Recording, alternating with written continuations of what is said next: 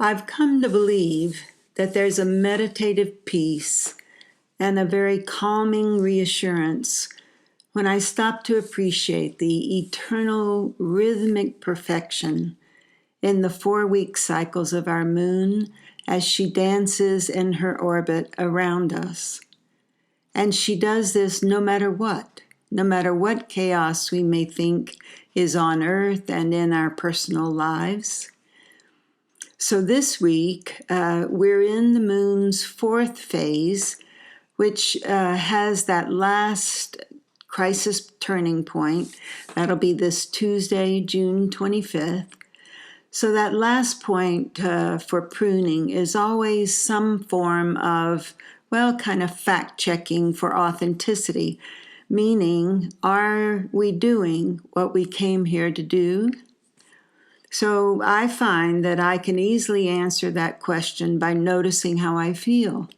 So if I feel the bliss of following my own unique path, then yes, that's the right answer for me. I've had in my life, varying kinds of jobs, and most of them were happy experiences. Some were just learning experiences. But it wasn't until I began doing astrology readings for people like you that I began to feel the joy of being of expressing my heart's true desire.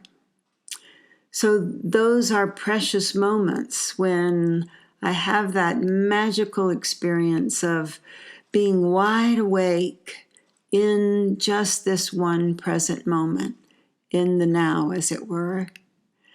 So because the last quarter moon this week will be in the fires of pioneering Aries, we're going to have lessons in how gracefully we can hold our own, that is, stay in those precious moments of being in the now of our true self.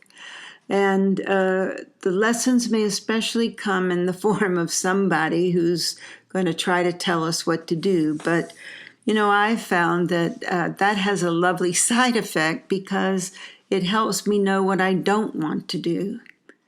And so in the same way that we seem to go after what is the meaning of love, and on that path we first find everything that love is not, then in the same way with our lessons, right? When someone tries to tell us what it should be, what we should be doing, we get a test that helps us see what we really do want to do. So welcome, I'm Judith Royal. I'm an archetypal astrologer, and this is your astrology weather forecast for the week of June 24th to the 30th, 2019. So we're still in that lunar cycle that began with the Gemini new moon on June 3rd. So remember, Gemini, and for this whole cycle, we have that flavor of intellectual curiosity, and it has with it a little bit of restlessness in our ideas because we'll be trying to multitask ideas all the time, and some of us might be effective doing that. Not me. But if you have Gemini in your chart, you get help with it. But for the most part, all that multitasking ideas doesn't turn into a helpful think tank, but can cause us some confusion. So let's use that thought when we face this pruning point of the last quarter moon on Tuesday. So it means we have passed that first crisis point. That came on June the 9th.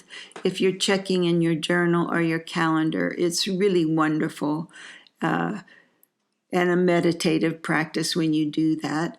So the first crisis point on June 9th, we had the moon in Virgo, and she was at an odd 90-degree square to the Gemini sun. So that's earth and air, which is not a compatible mix. So to keep oxygen sort of flowing into our goals and what we're doing, we had to get rid of some weeds. We had to get rid of some surplus. It was sort of a time of mental closet cleaning. For example, with Virgo, that's often letting go of perfection so you can enjoy your progress. And then last week, we had the middle way, the midpoint, which was the full moon, when the moon is 180 degrees opposite of the sun. And it was in fiery Sagittarius with an airy Gemini sun. So fire and air, that's always combustible. And I've gotten feedback from many of you, and I saw it in my own life. There were combustions. There were sudden fires to put out, some of them, but others to inspire. So this week, June 24th to the 30th, in the fourth and last lunar phase, we're doing the final prudent house cleaning. So we're using all that we have learned in this lunar cycle, but of course in all others as well. And we're going to sift out the gold nuggets, and we're going to leave the dirt behind, right? By focusing only on what works for us. We know our own style, and we know our own beliefs when it comes to staying in integrity. So just pruning away what is not true for us will be the work of this week. So that comes on Tuesday the 25th, as I said, in fiery Aries. So it means that we also are going to pave the way for a brand new start, Aries style, which is taking the lead. Whether you feel like you're a leader or not, you are. So we're taking the lead, and Aries style, we're never looking back because we're literally cutting through the underbrush. We're trailblazing. Aries is the energy of a pioneer, and is also the mythological home and archetype of Mars, the god of war. So often examples of that come up on the world stage. Looks for all we can fathom that some world leaders would like to put up a fight with others and so forth. But this warrior energy inside us is all fired up. And the difficulty that you want to avoid is that we can run into moving so fast that we miss a turn, right? We just go right past it. And you're really not going to have to worry because coming up, we're going to have a lengthy Mercury retrograde. So if you did miss a turn, you're going to have a chance to go back and pick that up. And so all of that Mars of war influence in the archetype adds some anxiety to this Aries fuel. So you've heard maybe that expression about the Aries pioneer shooting their way through the forest or whatever, and it's ready, fire, aim instead of ready, aim, fire. So just watch out and put a little pause where you can. Remember, our goal always is pause in peace and act in awareness. So the moon will be in Aries this week from Monday evening, the 24th, to Thursday morning, the 27th. It is no question the overarching influence, fire, for this week, because more fire is going to be coming our way starting Wednesday, the 26th, when our messenger planet, Mercury, is going to move into the sign of loyal Leo, a fire sign. So Think about this. Imagine that you are this lean lioness and you're on the hunt to feed yourself and your family. And you're kind of skirting the edge of the forest, the jungle, where you're tracking your prey, who's out there in the open fields. And this lioness that you are in Leo, you're not falling back at times and questioning, wait, do I really want to be doing this? No, you're just born with this unwavering self-confidence. Can you imagine that? It never even comes up for question. So as you near your goal, because Leo is that fire sign, you don't hesitate either. So you don't see that with the lion, right? She sees what she wants to get, and then she doesn't just wait around till she feels better or whatever. She just doesn't hesitate. She goes out and gets what she wants. And even if you miss your mark, if you miss the mark the first time, you know, that lioness, you're not going to go off and pout about it, right? That's quite a silly image. But anyway, you're going to immediately go off and start tracking down your next possibility.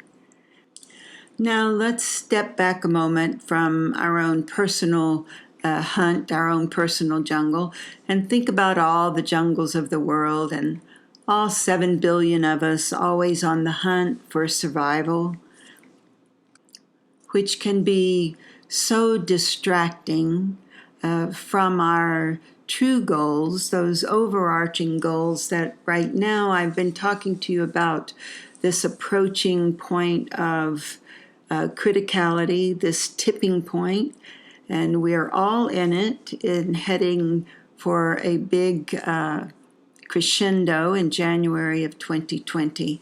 But this past week, under that illumination of the full Sagittarius moon, you know, I sit most mornings and ask in my meditation if I can hear the voice for love talking to me about, well, various things, but I'll ask questions of it.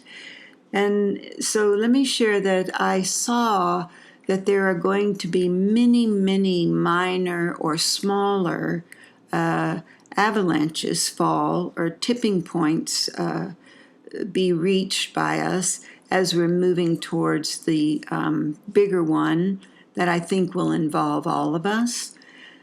So I saw that just in my daily life or here and there or in my dreams, daydreams or night dreams, that there are things shifting. Some of them feel to me like I didn't engineer it myself, but of course I have. I'm always getting what I ask for, right, as you are, because we create everything in mind and in our thoughts. So I've noticed these smaller tipping points also have that chain reaction afterwards that is, even though I started it, it is self-sustaining. It doesn't look like it needs my help or my energy for it to just keep going to its natural conclusion. So it's as if wherever in my life I've piled on some excess, it's cracking, you know, and it's breaking away, even though it might startle me sometimes. But those junctures are meant to be my own personal turning points. So that's true for you also. If you think that there has been something a major event, a major happening, maybe even something that you haven't liked. These are the junctures that are meant to be your own personal turning points. And the voice for love is showing me that self-sustaining, natural denouement of a crisis is really for all of us moving towards this bigger tipping point. It's going to be like the contagion of light. That when we reach a point of a supercritical mass, as one of us, even one of us, chooses to see only light in someone else, maybe in someone that looks dark on first glance, that just one of us seeing that one light in one other person is the tipping point. And then there is the chain reaction, the contagion of light. In other words, the fire on the end of our candle, lighting the fire on the end of another candle, and so on, until we're lit, all 7 billion of us. And just to support that there is so much hope if you're looking for it, I saw this week sort of one of those accidental blips on my computer that I think the angels are involved in. I found myself looking at a new invitation from a group out of Australia who are about meditation.